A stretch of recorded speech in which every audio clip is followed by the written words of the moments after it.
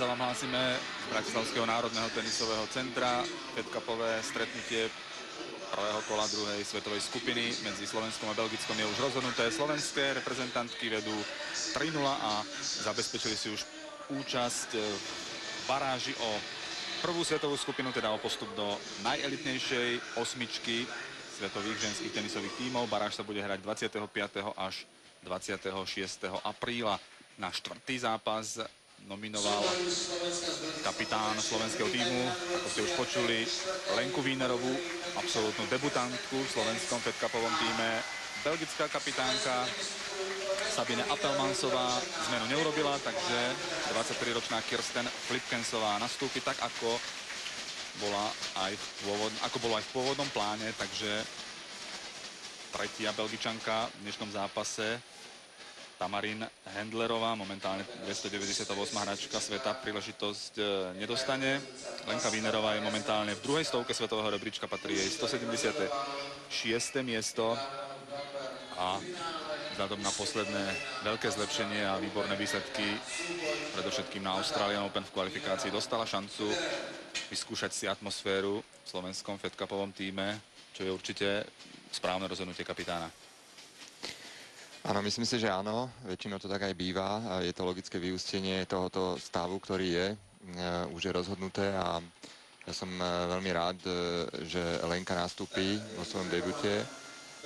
Som tiež rád, že bude hrať proti také hráčke ako Flipkens je, pretože jednak jej posledné výsledky a hlavne v kvalifikácii na Australian Open boli výborné a je vždy dobré, keď si zmerá sily s takou hráčkou, ktorá je od nej aj rebríčkovo a možno aj výkonnostne lepšia. To uvidíme, až ako sa bude zápas vyvíjať.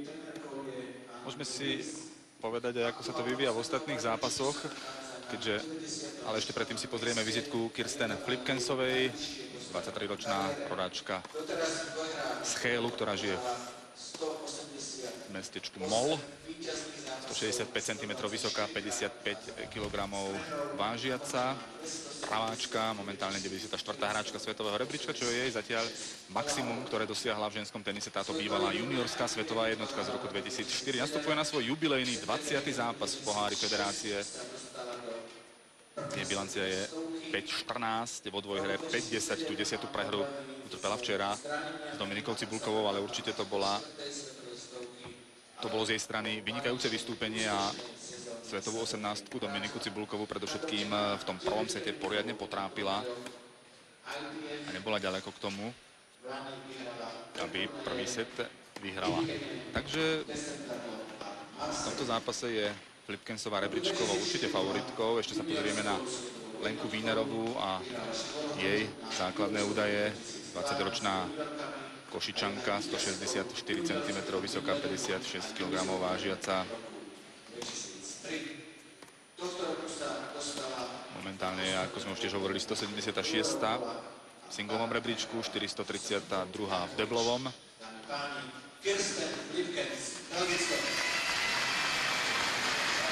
Takže teraz sa môžeme pozrieť na to, ako vyzerá situácia v ostatných zápasoch v tej prvej svetovej skupine. Tam našimi možnými súpermi budú zdolané týmy.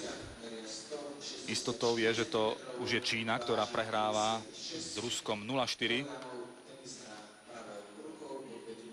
Ruský kapitán Šamil Tarpiščev dal príležitosť všetkým štyrom hráčkam. Postupne nastúpili Kuznecová, Dementievová, Čakvetadzeová a Klejbanová. Naozaj ruský ženský tenis, to je momentálne jasná jednotka, čo sa týka šírky, špičky a aj kvality. 5 hráčok najlepšej svetovej desiatke hovorí jasnou rečou, keď svetovou jednotkou je Američanka Serena Williamsová. Rusky jednoznačne ženskému svetovému tenisu dominujú a je to už, dalo by sa povedať, dlhodobá záležitosť. Francúzsko prekvapujúco prehráva po úvodných dvojhrách s Talianskom 0-2 na domácej pôde v Orléans. Včera Penetová zdolala Moresmovú a Schiavoneová Kornetovú a dnes Penetová je už veľmi blízko k víťazstvu nad Kornetovou, k zisku rozhodujúceho tretieho bodu, pretože vedie 6-2 a 4-2.